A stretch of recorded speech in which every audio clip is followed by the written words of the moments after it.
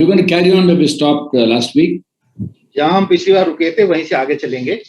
Last week we spoke about the peace beyond understanding. पिछली बार हमने बात करी थी कि वो शांति जो समझ से परे है. And in the context of things that cause us to be anxious and fearful about the future, how we can preserve the peace of the Lord. और उन बातों को जो हमारी शांति को हमसे दूर करती है, हम कैसे किन बातों के द्वारा से उन शांति को अपने अंदर बनाए रख सकते हैं. We spoke about how, first of all, when anxious thoughts come, we rebuke the evil one who brings the anxious thoughts based on 2 Corinthians 10:5. और दूसरा कुरिन्थियों 10वां अध्याय 5वीं आयत के अनुसार हमें जब ऐसे चिंता वाले विचार आते हैं तो हमें जो शैतान जो ऐसे विचार हमारे मन में लाता है उसको हमें डांट देना है. When every burden we have in the mind, we give it to Jesus because he said, "Come to me, all who are in burden, I will give you rest." Matthew 11:28. और मत्ती 11:28 के अनुसार जैसे प्रभु यीशु मसीह ने कहा कि हे सब बोझ से दबे लोगों मेरे पास आओ, मैं तुम्हें विश्राम दूंगा. हम उसके पास जा सकते हैं. And we focus our minds on the Lord and the promise he has given us. और हम पूरा ध्यान परमेश्वर के वायदों पे और अपने मन पे लगा के रखते हैं, उन वायदों पे जो परमेश्वर ने हमें दिए हैं. And thereby, as we obey God and walk with God, we preserve that peace. और जिस तरह से जब हम उन आज्ञाओं को मानते हैं, परमेश्वर के पीछे चलते हैं, और कैसे हम उस शांति को अपने जीवन में बनाए रख सकते हैं. Now, it's the will of God that through our lives, many people turn to Christ and be saved. और परमेश्वर की इच्छा से और जब बहुत सारे लोग जो हैं परमेश्वर की ओर और यीशु मसीह की ओर फिरते हैं. And the people of this world are all searching for peace. और संसार के सब लोग जो हैं शांति की खोज में हैं. And the real peace they're searching is inner peace. और जो सच्ची शांति को ढूंढ रहे हैं वो उनके अंदर की शांति को ढूंढ रहे हैं. You don't know what they're searching. They say peace, but they don't know what peace is. वो शांति कहते हैं हम शांति की खोज में हैं, पर उन्हें पता नहीं है शांति है क्या चीज. The word peace means oneness. और शांति शब्द का मतलब है एकता. And inner peace, when they say, what they mean is, deep within me, my spirit and God's spirit are separated. I want union with that God. और हम अपने मन में कहते हैं कि मैं परमेश्वर के साथ मेरे मन में शांति नहीं है और मैं परमेश्वर एकता चाहता हूँ. That's what they're searching. कि वो खोज में रहते हैं. And in the Vedas, there is a belief that God is a Param Atma. और वेदों में ये मान्यता है कि परमेश्वर जो है वो परम आत्मा है. And we have a Jivatma that gives us life. और हमारे अंदर जीवात्मा है जो हमारे को जीवन देता है. And Jivatma is the inner man, the inner self. जीवात्मा जो है हमारे अंदर का मनुष्य है, which is cut off from God. परमेश्वर से कटा हुआ है, अलग है because of sin. कारण से. And because of that, they want to have union with that God, inner peace for the Jivatma, which is cut off from the Parama.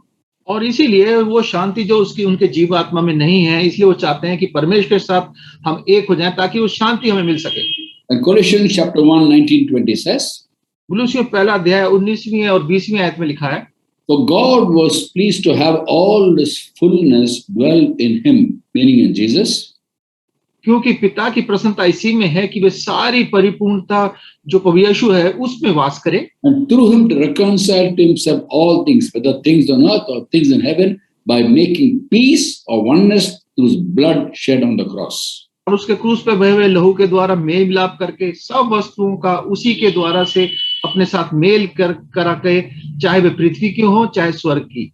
So every true believer in Christ has been given peace. तो हर एक प्रभु यीशु मसीह पे जो सच्चा विश्वासी है उसको शांति दी गई है. This peace is preserved as we obey the Lord. और ये शांति हम उसमें बने रह सकते हैं जब हम परमेश्वर की आज्ञा को मानते हैं. And as we obey the Lord, by default, we'll be demonstrating this peace of God. और जब हम परमेश्वर की आज्ञाओं को मानेंगे तो हम स्वाभाविक रीति से परमेश्वर की जो शांति उसने हमें दी है उसको अपने जीवन से प्रकट करेंगे. This peace does not depend on circumstances. तो ये जो शांति है ये परिस्थितियों पे निर्भर नहीं करती. And last week we spoke about how when you have circumstances that may cause other people to be anxious, we are not anxious because peace and anxiety don't go together. तो हमने देखा था पिछली बार भी कि कैसे जब दूसरे लोगों के पास ये चिंताएं आती हैं तो अपनी शांति खो देते हैं. पर जो परमेश्वर के लोग हैं वो इस शांति को नहीं खोते क्योंकि शांति और चिंता ये एक साथ नहीं चल सकती. So when we preserve that peace through obedience, God will make the people of this world come to us to ask us, how come you got this peace?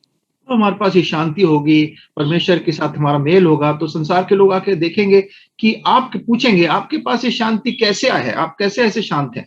Even the devil knows when we manifest this peace, we are going to be attractive to people of the world.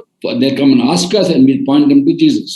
और शैतान भी इस बात को जानता है कि जब हमारे अंदर शांति होगी और हमारे जीवन में वो शांति दिखेगी तो लोग आके पूछेंगे कि भाई तुम्हारे पास ये शांति कैसे है। So the evil one will try to steal the peace God has given us. और दूसरों को आकर्षित करती है, इसलिए जो दुष्ट है वो चाहता है इस अंदर की शांति को हमसे चुरा ले। We shouldn't be unaware of the devil's schemes. हमें शैतान की जो युक्तियां हैं, योजनाएं हैं, उससे हमें अनजान नहीं रहना चाहिए। 2 Corinthians 2:11, we read about how Paul writes, they are not unaware of the devil's schemes. कुरिन्थियों 2 अध्याय 11वीं आयत में लिखा है कि हम शैतान की युक्तियों से अनजान नहीं है। And one scheme of the evil one is to steal the peace God has given us by making us worry about the future. और एक शैतान की युक्ति जो हमारी शांति को चुराने के लिए वो करता है वो है कि हम भविष्य के बारे में हमारे को चिंता में डालना। To try to take our minds away from what God has given us to imagine something of the future which will never take place at all. और परमेश्वर ने जो हमें दिया हुआ है भविष्य में, उससे हमारी आंखें हटा के उन चीजों के ऊपर चिंता करना जो अभी हमने देखी भी नहीं है, भविष्य की चिंताओं में लगाना। In Philippians chapter 4, 6 and 7, which we did last week, और पिछले हफ्ते भी हमने देखा था फिलिपियों का 4 अध्याय 6 और 7वीं आयत में Paul writes, don't be anxious about anything, but in everything by prayer and petition with thanksgiving present the request to God, and the peace of God which transcends all understanding will guard your hearts and minds in Christ Jesus. में लिखा है किसी भी बात की चिंता मत करो, परंतु हर एक बात में तुम्हारे निवेदन प्रार्थना विनती के साथ द्वारा परमेश्वर के धन्यवाद के साथ परमेश्वर के सम्मुख उपस्थित किए जाएं, तब परमेश्वर की शांति जो समझ से बिल्कुल परे है तुम्हारे हृदय और तुम्हारे विचारों को मसीह यीशु में सुरक्षित रखेगी। The Lord described the devil as a thief in John 10:10. और यूहन्ना 10:10 में प्रभु यीशु मसीह ने शैतान को चोर की तरह उसकी उपमा दी है। The thief comes to steal and kill and destroy, but I have come to have life and have it in abundance. चोर किसी और काम के लिए नहीं, केवल चोरी करने और घात करने और नष्ट करने को आता है। मैं इसलिए आया कि वे जीवन पाएं और बहुतायत से पाएं। Abundant life is in preserving what God has already given us. और बहुतायत का जीवन उस बात से है जो परमेश्वर ने हमें दिया है उसको हम संभाल के रखें। He's given us peace, He's given us joy, He's given the assurance of salvation, He's given us all His promises, and by holding on to them, we will manifest that abundant life. परमेश्वर ने हमें शांति, आनंद, अपने सारे वायदे दिए हैं और जब हम उसको पकड़ के रखते हैं तो हम इस बहुतायत के आनंद को अपने अंदर बनाए रख सकते हैं। The thief will try to steal that abundant life by primarily stealing the peace and joy God has given us. और शैतान जो है इस सारी बातों को हमसे चुराने के लिए सबसे पहले यही करता है कि हमारे अंदर जो शांति और आनंद है हमारे अंदर से उसको चुराना चाहता है। And last week we spoke about the first method he uses to try to make us think about what we might have in the future, problems but we won't have. और सबसे पहला तो वो यही करता है, पिछली बार भी हमने देखा था कि कैसे हमारे को भविष्य की चिंता में डाल लेना, उन बातों की चिंता जो कि आगे होंगी भी नहीं उनकी चिंताओं में डाल देता है। The second way by which he will try to steal that peace is to try to make us think about what others have, so-called worldly blessings, which we don't have. और दूसरा तरीका उसका ये होता है कि हमारा का उन बातों पे ध्यान लगा देना जो दूसरों के पास, संसार के लोगों के पास है पर हमारे पास नहीं है। With the result that sometimes Christians seem to question God about that. और कई बार मसीह लोग इन बातों के लिए परमेश्वर से प्रश्न पूछने लगते हैं। Now in the book of Psalms, in Psalm 73, भजन 73 में देखते हैं, it's Psalm of Asaph, आसाफ का ये भजन है। and Asaph writes there from verse 1. पहली आयत से आगे आसाफ ऐसा लिखता है, Surely God is good to Israel, to those of pure in heart. सचमुच इजराइल के लिए अर्थात शुद्ध मन वालों के लिए परमेश्वर भला है। But as for me, my feet had almost slipped. मेरे डग तो उखड़ने चाहते थे, मेरे डग फिसलने ही पर थे। I nearly lost my foothold, for I envied the arrogant when I saw the prosperity of the wicked. वो कहता मेरे डग फिसलने ही पर थे क्योंकि जब मैं दूसरों के कुशल देखता था और उन घमंडियों के विषय ढा करता था।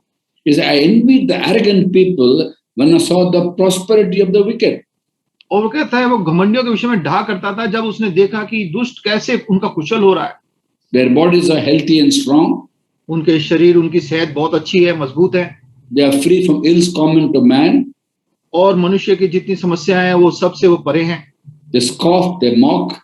वो ठट्टा करते हैं, डा करते हैं, मजाक करते हैं, Pride is their necklace. और घमंड उनका गहना है।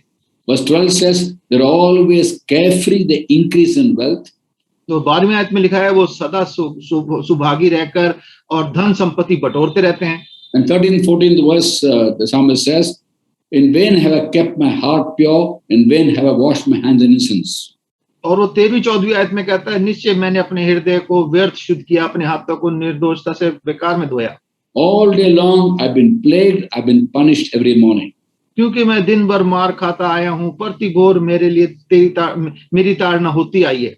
He's comparing his situation with the situation of the wicked people flourishing in the world. वो अपनी परिस्थिति को संसार के जो लोग बड़े तरक्की कर रहे हैं उनसे तुलना कर रहा है।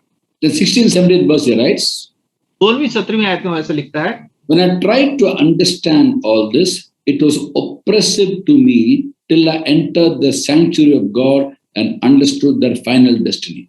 जब मैं सोचने लगा कि ऐसे में कैसे समझूं, इसे मैं कैसे समझूं, तो यह मेरी दृष्टि में अति कठिन समस्या थी। तब जब तक मैंने ईश्वर के पवित्र स्थान में जाकर उन लोगों के परिणाम को ना सोचा। He was trying to understand all this outside the sanctuary of God. ये सारी बातों को वो समझने की कोशिश कर रहा था परमेश्वर के भवन से बाहर में। Why wicked people flourish in the world and he is trying to be obedient to God and he faces difficulties in life. इस संसार के लोग तो सारे बुरे काम करते हैं फिर भी तरक्की करते हैं, और मैं परमेश्वर की आज्ञा मानता हूँ फिर भी सारी समस्याएं हैं। This is oppressive to me. वो कहता है ये मेरे लिए बड़े ताड़ना की बात हो गई। His mind was oppressed because he looked at the prosperity of the wicked people. और उसका मन जो था बिल्कुल बड़ा ताड़ना दुखी था, क्योंकि वो देख रहा था कि संसार के लोग कैसे इतनी तरक्की पा रहे हैं। From verse 21 he writes, 21वीं आयत से आगे वो कहता है, when my heart was grieved and my spirit embittered, तब मेरा मन तो चिड़चिड़ा हो गया, मेरा अंतकरण छिद गया। I was senseless and ignorant. वो कहता है मैं तो पशु सरीका था, समझता नहीं था। I was a brute beast before you. मैं पशु सरीका था तेरे सामने। Yet I'm always with you. मैं तेरे संग रह कर भी You hold me by my right hand. तू मुझे अपने निरंतर अपने साथ रखता है, दाहिने हाथ से पकड़े रहता है। You guide me with your counsel. तू मुझे अपनी समझ से अगुवाई करेगा, And after you take me to glory. और तब मेरी महिमा करके मुझे अपने पास रखेगा। Whom do I have in heaven but you, and earth has nothing I desire beside you. स्वर्ग में मेरा और कौन है, तेरे संग रहते हुए पृथ्वी पर और कुछ नहीं चाहता। He tried to understand why wicked people flourish outside the sanctuary of God. समझने की कोशिश कर रहा है कि जो दुष्ट लोग हैं परमेश्वर के भवन से बाहर रह के ऐसे तरक्की कैसे कर सकते हैं। His heart was grieved, his spirit embittered. और उसका मन जो था बड़ा दुखी था, उसकी आत्मा टूटी हुई थी। When he entered the sanctuary of God, he understood the final destiny of wicked people. और जब वो परमेश्वर के भवन में प्रवेश करता है तब वो समझा कि ये जो दुष्ट लोग हैं उसका अंत क्या होता है। And he understood God was always with him, holding him with the right hand and leading him. और वो उस बात को समझता है कि परमेश्वर सदैव उसके साथ है, उसके दाहिने हाथ को पकड़ के उसकी अगुवाई कर रहा है। When the mind is oppressed, you can't have peace of mind. जब हमारा मन जो दुखी होता है तो हमारे मन में शांति और वो खुशी नहीं रह सकती। We can't be effective witnesses for Christ with the mind oppressed and troubled. जब हमारा मन दुखी होगा, खेदित होगा, तो हम परमेश्वर के लिए एक कारगर गवाह नहीं बन सकते। People can see through this. परमेश्वर जो लोग हैं वो इस बात को देख सकते हैं आराम से। And we also find other people out of the same problem. और हम दूसरे लोगों को भी देखते हैं, वो भी ऐसी समस्या में। Why wicked people flourish in the world. कि ये दुष्ट लोग जो हैं संसार में वो इतने तरक्की कैसे करते हैं। In fact, Malachi wrote about people. God spoke to Malachi in 3rd chapter of Malachi 13 to 15. और मलाकी 3रे अध्याय में 13 से 15वीं आयत में परमेश्वर इस लोगों से बोलता है। The Lord tells about his people. यहोवा अपने लोगों से यूं कहता है, You have said harsh things against me, yet you ask me, what did we say against you? तुमने मेरे विरुद्ध रिटाई की बातें कही हैं, परंतु तुम पूछते हो हमने तेरे विरुद्ध में क्या कहा है। You said it's futile to serve God. तुमने कहा कि परमेश्वर की सेवा करनी व्यर्थ है। What did we gain by carrying out his commandments and going about like mourners before the Lord? हमने जो उसकी बात बताए हुए कामों को पूरा किया और सेनाओं के यहोवा के डर के मारे शोक का पहरावा पहने हुए चले हैं, इससे क्या लाभ हुआ। Now we call the arrogant people blessed. अब हम अभिमानी लोगों को धन्य कहते हैं, Evildoers prosper, and though they challenge God, escape. क्योंकि दुराचारी तो सफल बन गए हैं, वरन वे परमेश्वर की परीक्षा करने से भी बच गए हैं। Here, these people are obeying God, they're carrying out the commandments, but while doing so, they're mourning and doing. अब ये लोग जो है परमेश्वर की आज्ञा मान रहे हैं, पर जो कर रहे हैं वो बड़े दुख के साथ कर रहे हैं। They said arrogant people, blessed evildoers prosper, and they have tendency to question God about all these things. वो देख रहे हैं कि दुष्ट लोग तरक्की कर रहे हैं, सफल हो रहे हैं, और उनके मन में ये भावना आ रही है कि परमेश्वर से प्रश्न पूछ रहे हैं इस बात के लिए। In fact, one prophet of God actually questioned God about wicked people flourishing. और एक नबी ने तो परमेश्वर से प्रश्न भी पूछा कि ये कैसे है कि दुष्ट लोग तरक्की कर रहे हैं। A very well-known prophet, जाना पहचाना नबी है, Jeremiah chapter 12, यिर्मयाह उसका 12वां अध्याय, from verse 1, Jeremiah writes, और पहली आयत से आगे यिर्मयाह लिखता है, Lord, you're always righteous, हे यहोवा तू तो सदा धर्मी है, yet I speak about a justice. तो अभी फिर भी मैं तुझसे मुकदमा लड़ता हूँ, वाद विवाद करता हूँ Why does the way of the wicked prosper? कि दुष्टों की चाल क्यों सफल होती है। But he says, you're always righteous when I bring a case before you. तो कहता है तू तो सदा धर्मी है, इसलिए फिर भी मैं ये अपना मुकदमा तेरे साथ लड़ता हूँ, Yet I will speak to you about your justice. फिर भी मैं तेरे न्याय के लिए तेरी बात करता हूँ। Why does the way of the wicked prosper? ये दुष्टों की चाल क्यों सफल होती है, Why do the faithless liberties? क्यों, क्या कारण है कि विश्वासघाती बड़े सुख से रहते हैं। You planted them, they've taken root, they grow and bear fruit. तू उनको बोता और वे जड़ भी पकड़ते हैं, वे बढ़ते हैं और फलते भी हैं। Your name is upon their lips, but their hearts are far from you. और तू उनके मुंह के निकट है, परंतु उनके मनों से दूर है।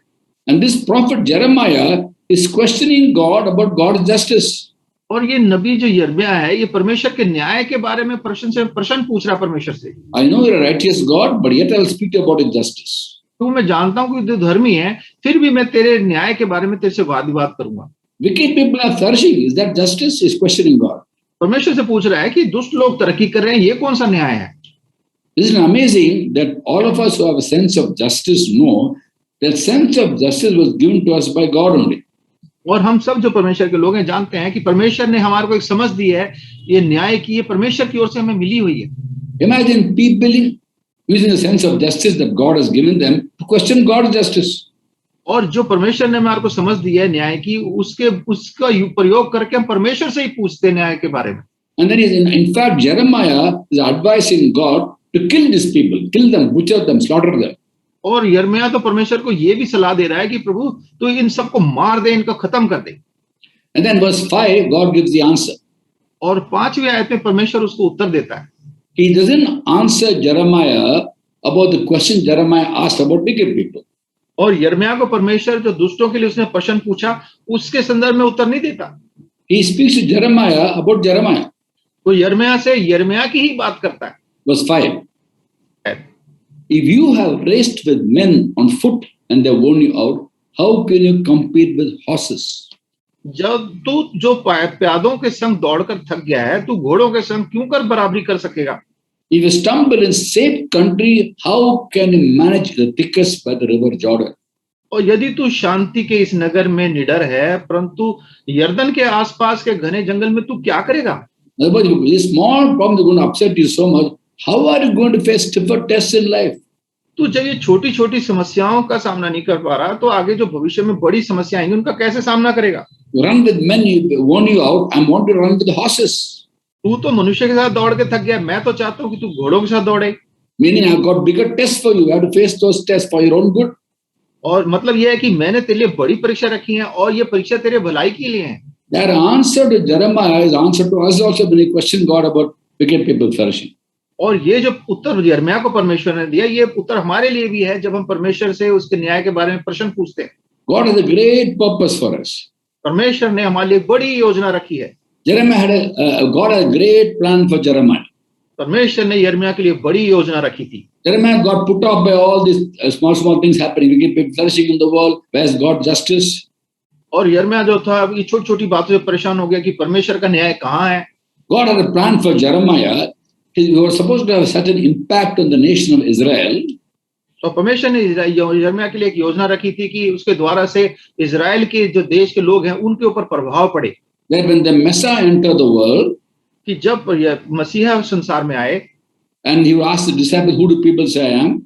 और जब प्रभु यीशु मसीह ने चेलों से पूछा कि तुम क्या समझते हो कि मैं कौन हूं, And then they will say, some people say he's Jeremiah, one of the prophets. और उसमें से एक कहता है कि आप यिर्मयाह जो एक पुराना नबी था उसमें से एक हो।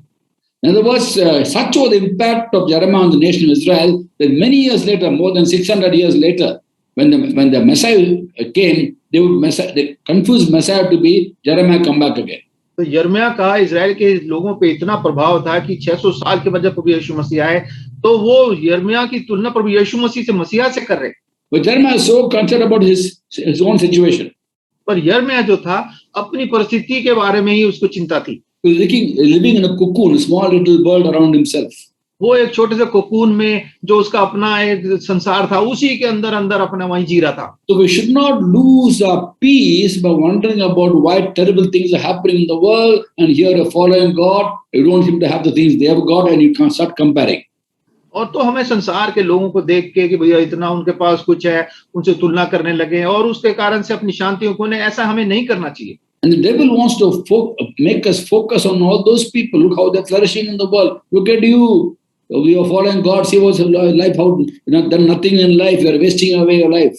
और शैतान की तो योजना यही रहती है कि हमारा ध्यान इन्हीं बातों पे लगाया। देखो तुम परमेश्वर के पीछे चल रहे हो, तुम्हें क्या मिला, देखो वो लोग नहीं मानते और वो इतना तरक्की कर रहे हैं। In 1 Timothy 6:6 we read. पहला तिमोथी 6 अध्याय उसकी 6 आयत में हम पढ़ते हैं। Paul writes. ऐसा लिखता है, For godliness with contentment is great gain. पर संतोष सहित भक्ति बड़ी कमाई है। Godliness with contentment is great gain.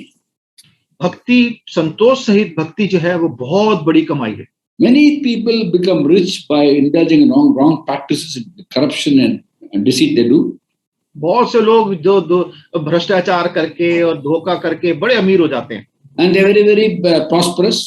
वो बड़े तरक्की कर जाते हैं। And we are obeying God, we are honest people and we don't seem to have so much. और हम तो बड़े बड़े ईमानदारी से चलते हैं, परमेश्वर के पीछे चलने वाले लोग हैं, हमारे पास इतना कुछ नहीं है। And we lose the peace of God. और हम परमेश्वर की शांति को खो देते हैं। Once in a meeting in a state assembly, और एक बार एक विधानसभा में एक राज्य में it was someone mentioned the state, the chief minister was there, the ministers were there, the bureaucrats were there. There were about 60 people in that assembly. I was supposed to speak on governance, spiritual aspects of governance.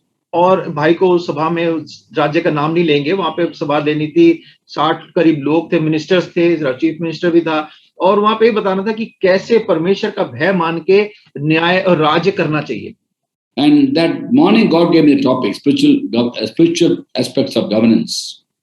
परमेश्वर ने भाई को उसी दिन सुबह ही ये विषय दिया था कि परमेश्वर का भय मानते हुए कैसे अनुसार ये व्यवस्था को चलाना चाहिए। I had to speak for 2 hours followed by 1 hour of question and answers. और भाई को 2 घंटे बोलना था और उसके बाद 1 घंटा प्रश्न उत्तर का समय था। During question and answer time, one former chief secretary of the state, और जब प्रश्न उत्तर का समय आया तो एक राज्य का जो पहले चीफ मिनिस्टर था, दूसरे राज्य का वो वहां पे था। no chief secretary, not chief minister, chief secretary. अच्छा, चीफ सेक्रेटरी वहां पे था।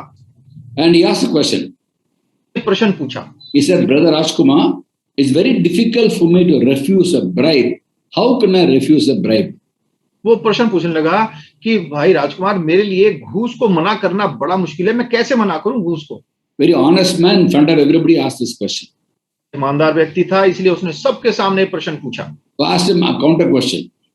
तो भाई ने उससे उल्टा एक प्रश्न पूछा। Why does one take bribes? कि कोई व्यक्ति घूस क्यों लेता है? To get gain. आप पाने के लिए। You do a favor to somebody, they give you money, you get gain, they get their favor done. कि वो अपना काम कराने के लिए, आपसे कोई भलाई करना चाहने के लिए आपको पैसा देते हैं और आप वो काम कर देते हैं और उसका भला हो जाता है। So people take bribes to get gain, they can make money out of it. और लोग जो है घूस इसलिए लेते हैं कि उससे उन्हें फायदा हो जाए और पैसा मिल जाए उनको। I told this person, it says in 1 Timothy 6:6. और पहला तिमोथी 6:6 में भाई ने उसको ये बात बताई।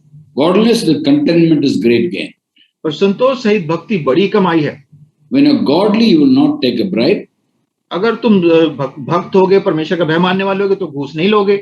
Because Exodus 23:8 says, do not take a bribe. क्योंकि निर्गमन 23वां अध्याय उसकी 8वीं आयत में लिखा है, तू घूस मत लेना। And if you godly won't take a bribe, you're content, you won't look for extra money. और अगर तू परमेश्वर का भय मानने वाला है, घूस नहीं लेगा, और जो तेरे को पैसा मिलता है उसी में संतुष्ट रहेगा। When you're godly and content, you will not take bribe. तो परमेश्वर का भय मानने वाला होगा, संतुष्ट होगा, तो घूस नहीं लेगा। So what will you get? बदले में मिलेगा क्या? Great gain. लाभ, बड़ा लाभ मिलेगा। If you take money, bribe, you'll get gain. If you don't take bribe, you'll get great gain. अगर तू घूस लेगा तो तेरे को पैसा मिलेगा, लाभ होगा, पर अगर तू घूस नहीं लेगा तो उसका बड़ा लाभ होगा। So what do you want? You want gain or great gain? भाई ने से पूछा, तेरे को लाभ चाहिए या बड़ा लाभ चाहिए? And the great gain is the abundance of peace and joy and contentment you have having pleased God. और ये जो बड़ा लाभ ये है कि हमारे को संतुष्टि होगी, परमेश्वर की शांति होगी कि मैंने परमेश्वर की आज्ञा मानी। So the method devil uses is to make us focus on other people and feel for ourselves and feel have self-pity for our own situation. तो शैतान ये हथियार हमारे लिए प्रयोग करता है कि हमारा ध्यान दूसरे लोगों पे लगाता है कि हम उनको देखें और उनके कारण से फिर हम अपने ऊपर दया का पात्र बनाएं अपने आप को। Whereas when you're content and you're godly, we'll preserve that peace and God bring people to us who are searching for the inner peace. पर उसके विरोध में जब हम परमेश्वर की आज्ञा मानते हैं और परमेश्वर अपने अंदर संतुष्टि रखते हैं, तो लोग हमारे अंदर उस शांति को देखते हैं और वो हमारे से पूछते हैं कि ये शांति का कारण क्या है। Inner peace is nothing but the inner man or the spirit of man being one with God. और अंदर की शांति जो है, भीतरी शांति, वो यही है कि मनुष्य जो है, मनुष्य का परमेश्वर के साथ एक हो जाना। This term inner peace is very common in India. Many people search, I'm searching for inner peace. Everyone is asking for that.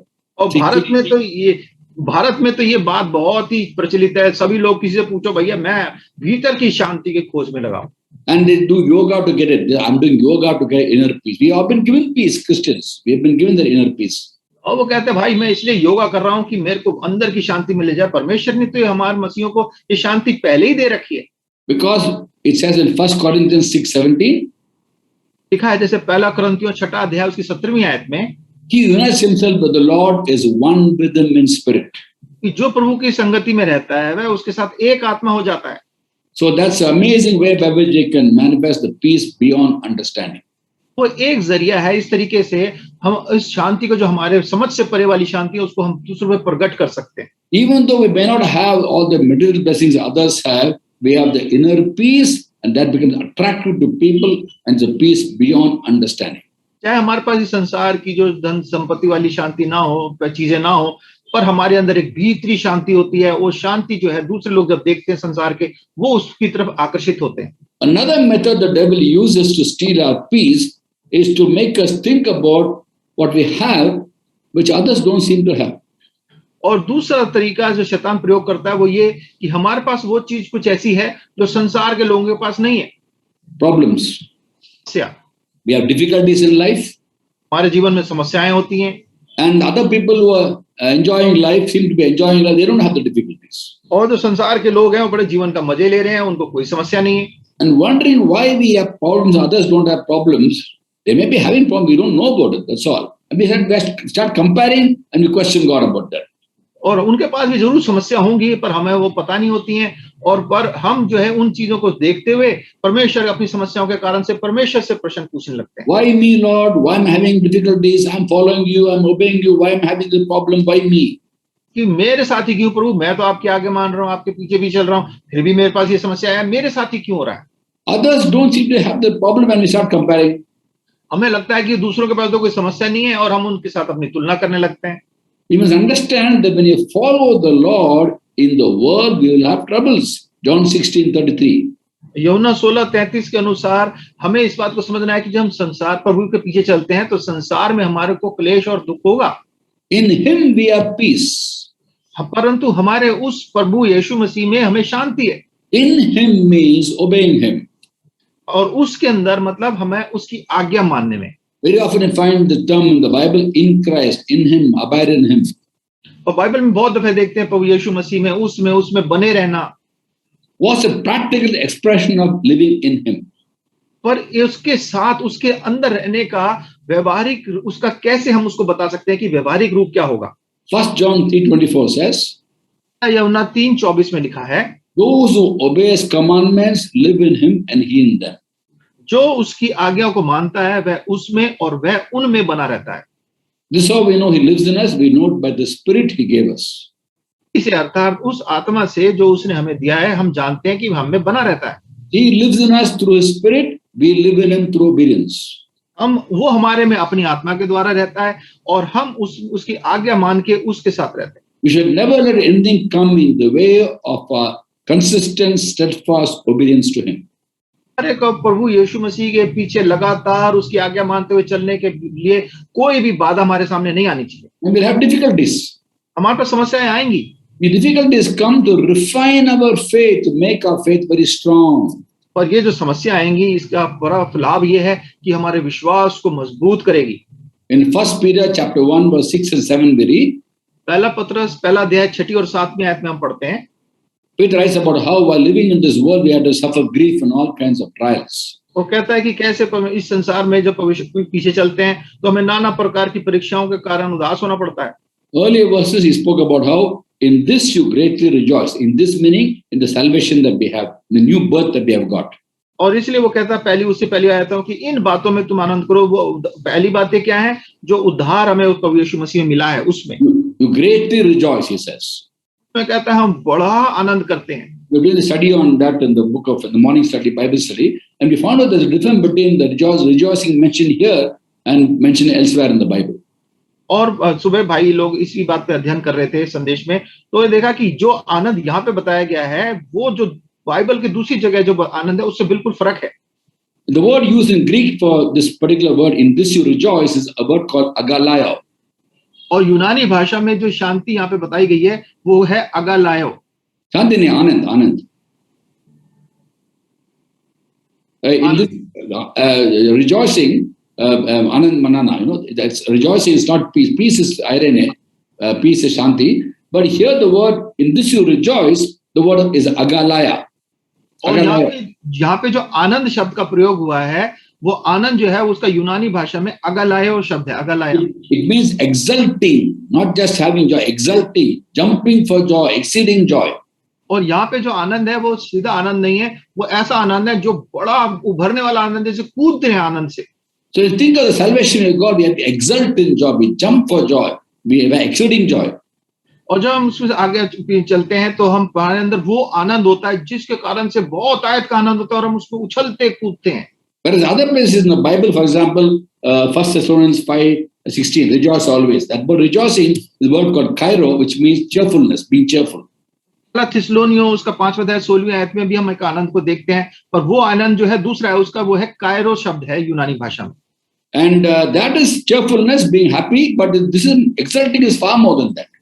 और ये जो शांति आनंद है, ये जो आनंद की बात है, ये है खुश होने वाली बात है। पर यहाँ पे जो हम देख रहे हैं पतरस के इसमें पहले अध्याय में, वो है वो बहुत आयत का आनंद। In this you greatly rejoice, in the fact you have salvation, you have a new birth into living hope, you greatly rejoice. तो कहता है कि तुम जो इस बात में बहुत आयत का आनंद करते हो, उस बात में कि जो उद्धार तुम्हारे को मिला है।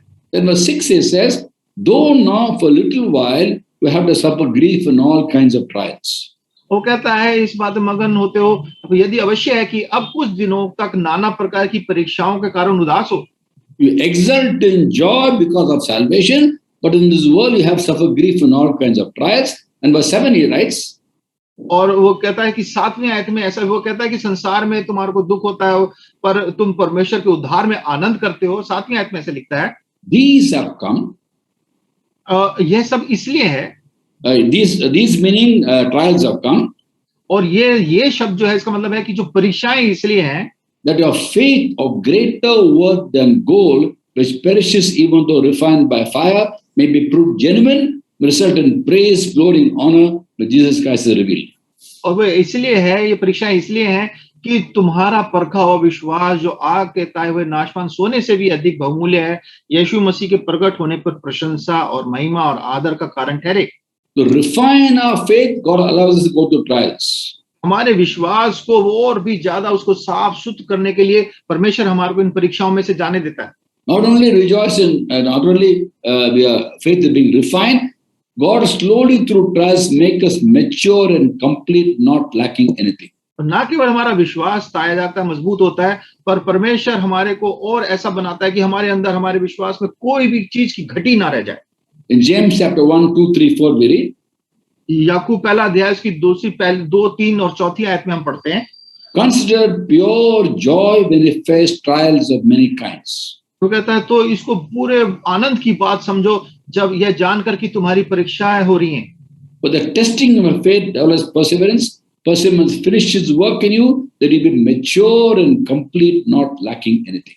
कि तुम्हारे विश्वास के परखे जाने से धीरज उत्पन्न होता है, पर धीरज का पूरा काम करने दो कि तुम पूरे और सिद्ध हो जाओ।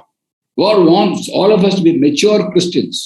परमेश्वर चाहता है कि हम सिद्ध हो जाए और किसी बात की हमें घटी ना हो। Maturity happens at the end, as the end part of a process that includes all kinds of trials. और जो सिद्धता है ये अंत में उसका परिणाम ये होता है जब हम सारी परीक्षाओं में से निकल के आ जाते हैं सही तरीके In से। those trials is considered pure joy, not just joy, pure joy. इसलिए वो कहता है कि जब इन परीक्षाओं में जाओ तो इसको बहुतायत का आनंद, बहुत आनंद की बात समझो। And when people look at us when you go through trial, they'll wonder how come he's got so much of joy, how come he's got peace, and thereby we manifest the peace beyond understanding and even the joy beyond understanding. जब हम ऐसे आनंद में होते हैं तो संसार के लोग आके हमें देखते हैं कि हम हमारे पास कैसे आनंद, ऐसा आनंद है, और इस आनंद को अपने जीवन से हम बहुतायत का जो आनंद है अपने जीवन से प्रकट करते हैं। That's why Christian life is by faith, इसलिए मसीह जीवन को विश्वास का जीवन बोला गया है, not by feeling. भावनाओं से नहीं है। You look at circumstances, you can get upset. You look at the Lord, you get encouraged. और हम परिस्थितियों को देखते हैं तो हम भी निराश हो जाते हैं, पर जब हम परमेश्वर को देखते हैं तो हमें बड़ा आश्वासन मिलता है। The psalmist in Psalm 119, भजन लिखने वाला भजन 119 में लिखता है, he went through trials, वो परीक्षाओं में से गया, and verse 50 he writes, "My comfort in my suffering is this: your promise preserves my life." और मेरे दुख में मुझे शांति उसी से हुई है क्योंकि तेरे वचन के द्वारा मैंने जीवन पाया है। He had suffering, he had troubles. He loved the word of God, he obeyed the word of God, he had troubles. उसने परमेश्वर की आज्ञा मानी, वचन को माना, सब कुछ किया, पर फिर भी उसके पास समस्याएं थी। But it's my comfort in my suffering is your word, your promises. पर वो कहता है कि मेरे दुखों में मुझे शांति जो है इस तेरे वचन से हुई। In verse 92 he writes, और उसकी 92 आयत में हम वो लिखता है, verse 92 of the same chapter. हाँ, 92 वाली आयत में, इसी भजन 119 की 92 आयत में हम पढ़ते हैं, If your law had not been my delight, I would have perished in my affliction. यदि मैं तेरी व्यवस्था से सुखी ना होता तो मैं दुख के समय नाश हो जाता। I'm going through difficulties, your word preserves me, I'm encouraged in that. If your law had not been my delight, I would have perished. वो कहता है कि मैं परीक्षाओं में से आ रहा हूँ, समस्याओं में से आ रहा हूँ, पर अगर तेरी व्यवस्था मेरी सहायता नहीं, मेरे साथ नहीं होती तो मैं नाश हो जाता। This man loved to obey God's word. ये व्यक्ति परमेश्वर की बातों को, उसकी आज्ञाओं को मानने में बड़ा प्रेम करता था। In Psalm 119 verse 167 he writes, और इसी अध्याय भजन 119 की उसकी 167वीं आयत में वो लिखता है, I keep your statutes because I love them greatly. मैं तेरी चेतौनियों को जी से मानता हूँ और उनसे बहुत प्रीति रखता आया हूँ। I love the word of God, so I obey the word of God. कहता मैं तेरे वचन से प्रेम करता हूँ, इसलिए उनको मानता हूँ। In verse 165 of the same Psalm, verse 165 he writes, और 165वीं आयत में इसी भजन के वो लिखता है, Great peace have they who love your law, nothing will make them stumble. तेरी व्यवस्था से प्रीति रखने वालों को बड़ी शांति होती है और उनको कुछ ठोकर नहीं लगती। No trouble will take away that peace. और कोई भी समस्या उस शांति को नहीं चुरा सकती When you love to obey God's word. जब हम परमेश्वर के व्यवस्था से प्रेम रखते हैं, प्रीति रखते हैं। Look at the response of the psalmist to difficulties. ये भजन लिखने वाला का जो समस्या है उसके लिए कैसी प्रतिक्रिया है। Verse 75 he writes, 75वीं आयत में वो लिखता है, In faithfulness, O Lord, you have afflicted me. कहता है, यहोवा मैं जान गया कि तेरा न्याय धर्म है और तूने अपनी सच्चाई के अनुसार मुझे दुख दिया है। I am afflicted because of your faithfulness. In your faithfulness you have afflicted me. वो कहता है कि तूने मुझे अपनी सच्चाई में और उसमें तूने मुझे उसमें दुख दिया है। Now when people go to difficulties, Christian, they question God. और जब मसीह लोग समस्या में जाते हैं तो परमेश्वर से प्रश्न पूछने लगते हैं। But where's your faithfulness? You said you won't let my foot dash against a stone. Angels will look after me. तेरी विश्वास योग्यता कहाँ है? तेरे वचन में मैं इतनी समस्या हूँ, कहाँ है वो विश्वास योग्यता आपकी? You give angels in charge of me, they'll not let my foot dash against a stone. आपने बोला कि मैं आप मेरे स्वर्गदूतों को मेरे लिए भेजोगे कि मेरे पैरों को ठोकर ना लगे। Yesterday I got a fracture in my leg. और पर कल तो मेरे पैर में फ्रैक्चर आ गया। Where's your faithfulness? आपकी विश्वास योग्यता कहाँ गई? This man is not questioning God's faithfulness. He's confirming God's faithfulness. पर यहाँ पे ये व्यक्ति जो है परमेश्वर की विश्वास योग्यता पे प्रश्न नहीं कर रहा, उसको साबित कर रहा है। In faithfulness you have afflicted me. कहता है तूने अपनी विश्वास योग्यता में मुझे दुख दिया। So what is the purpose of affliction then? तो इस समस्या का, इस दुख का मतलब क्या, मकसद क्या था? Verse 71. भी आए, It was good for me to be afflicted that I may learn your decrees. जो दुख हुआ वह मेरे लिए भला ही हुआ, जिससे मैं तेरी विधियों को सीख सकूं। In my difficulties I learn more of you. मैं अपनी समस्याओं में आपके बारे में और ज्यादा जानता हूँ। Therefore it's good for me that I can learn more of you, I can know your word and draw closer to you. और इसलिए मेरे लिए अच्छा है कि मैं आपको व्यवस्था को सीख सकता हूँ, आपको जान सकता हूँ, आपके नजदीक आ सकता हूँ। Verse 67 he writes, verse 67. और 67वीं आयत में वो लिखते हैं, Before I was afflicted, I went astray, but now I obey your word. उससे पहले कि मैं दुखित हुआ, मैं भटकता था, परंतु अब मैं तेरे वचन को मानता हूँ। So through trials we manifest the peace beyond understanding. तो ये परीक्षाओं से हम परमेश्वर की जो आनंद शांति हमारे अंदर है उसको हम दूसरों पे प्रकट करते हैं। Let's not lose our peace by looking at what others have. We don't have blessings of God, so many blessings. We don't have those material blessings. संसार के लोगों के पास जो चीजें हैं उसको देख के अपनी शांति को ना कहें कि भाई उनके पास इतना कुछ है, मेरे पास कुछ नहीं है। Other hand, they don't have what we have. We have difficulties, they don't have difficulties. Again, we question God. और दूसरी तरफ से ये भी होता है कि हमारे पास, हम कहते हैं हमारे पास समस्या, उनके पास समस्या नहीं है। When you walk in the ways of God, we preserve the peace and God will draw people to us who are searching for inner peace. और जब परमेश्वर की आज्ञाओं को मान के चलते हैं तो हम अपने अंदर वो शांति को बना के रखते हैं और संसार के लोग उस हमारे अंदर वाली जो शांति है उसको देखते हैं, उसकी तरफ आकर्षित होते हैं। And we have been given already inner peace. Praise God. Hallelujah. और परमेश्वर की स्तुति इस बात की है कि उसने शांति हमारे को पहले ही दे दी है। So we'll carry on next week, and it's exciting. Christian life is very exciting, and we learn more and more about how we can walk with God and be a blessing to others and glorify God and bless others through our lives. मसीह जीवन बड़ा उत्साही जीवन है, बड़ा इससे बहुत ही जीवन है जिसको हम अपने अगले हफ्ते हम इस बात को और इसको पर मनन करेंगे, इसको देखेंगे। God bless you all. परमेश्वर आप सबको आशीष दे।